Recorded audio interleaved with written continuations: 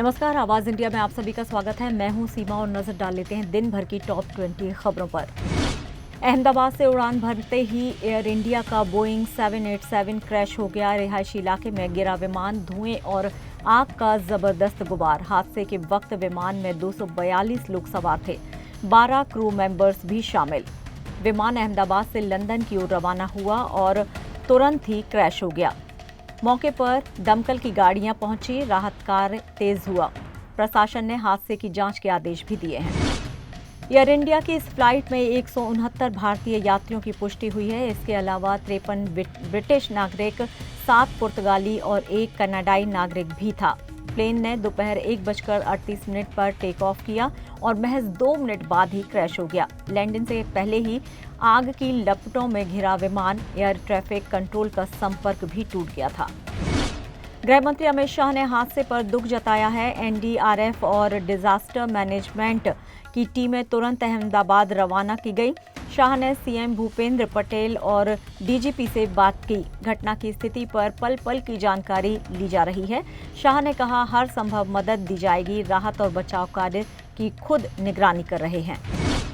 कर्नाटक के deputy CM DK Shivkumar का बड़ा बयान आया है। उन्होंने कहा है, एयर इंडिया अच्छी सेवाएं दे रही थी, ये चौंकाने वाला है। हमेशा से एयरलाइंस पर भरोसा रहा है, यह हादसा हिला देने वाला है। भगवान से सभी यात्रियों की सलामती की कामना की है।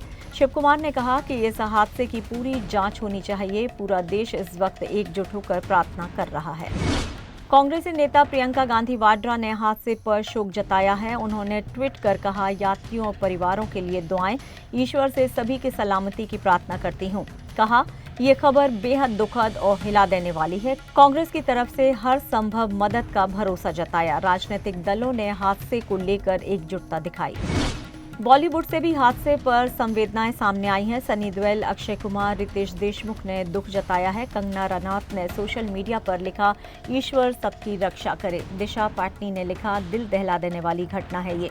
फिल्म इंडस्ट्री ने पीड़ित परिवारों के साथ हमदर्दी जताई है। सेलिब्रिटी एक सुर में बोले, पूरे देश के साथ हैं हम।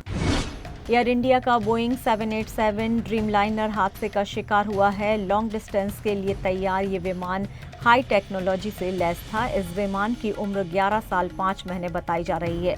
44,000 ऊंचाई तक की क्षमता वाला ये मॉडल फिर भी टेक ऑफ के 2 मिनट में ही क्रैश होना सवाल खड़े करता है। डीजीसीए और एयरलाइंस से रिपोर्ट तलब की गई है। मुंबई के ताज होटल में देवेंद्र फडणवीस और राज ठाकरे मिले। सियासी गलियारों में इस बैठक की चर्चा तेज। बीजेपी और एमएनएस के संभावित समीकरणों पर अटकलें। राज ठाकरे की भूमिका को लेकर उठे सवाल, क्या उद्धव को झटका देने की तैयारी? चुनाव से पहले गरमाई सियासत। यूपी की राजनीति में नई हलचल शुरू हो चुकी है। स्वामी प्रसाद मौर्य ने लोक मोर्चा नाम से नई ताकत बनाई है। उन्होंने कहा, एनडीए और इंडिया दोनों को देंगे चुनौती। 2027 चुनाव में तीसरी ताकत बनने का ऐलान। लखनऊ में प्रेस कॉन्फ्रेंस कर खुलासा। राजनीति में नए समीकरणों का संकेत। बहुजन समाज पार्टी ने बड़ा ऐलान कर दिया है। बिहार की सभी 243 विधानसभा सीटों पर लड़ेगी चुनाव।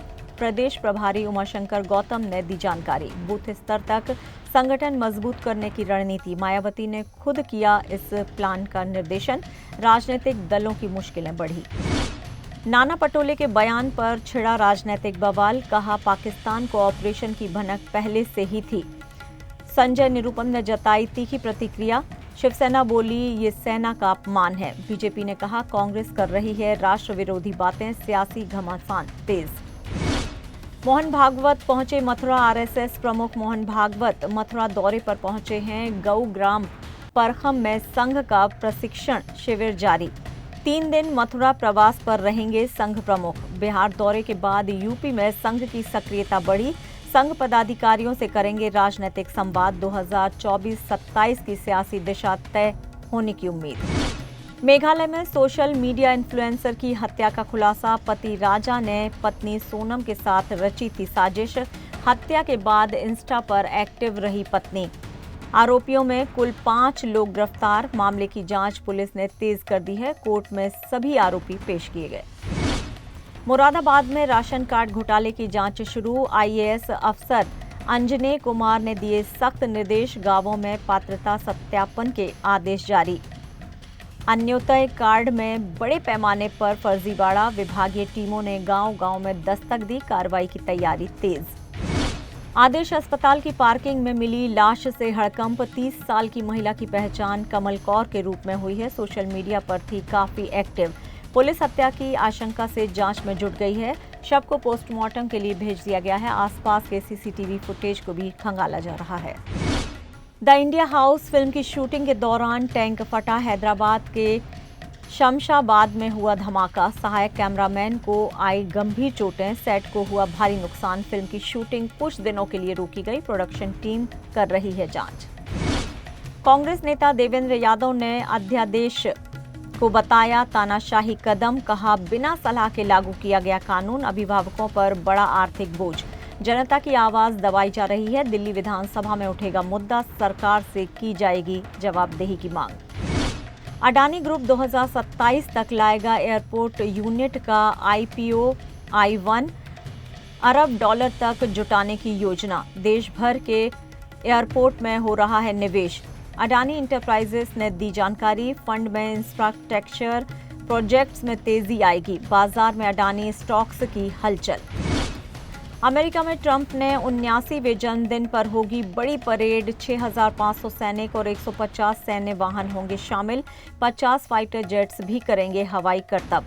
कुल खर्च 385 करोड़ के करीब। विपक्ष ने बताया जनता के पैसे की बर्बादी, व्हाइट हाउस से अब तक प्रतिक्रियाएं नहीं।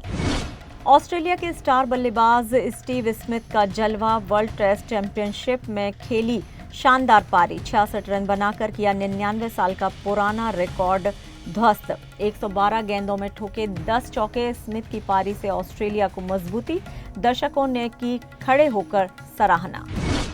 और फिलहाल टॉप 20 खबरों में इतना ही। आप देखते रहिए आवाज इंडिया। नमस्कार।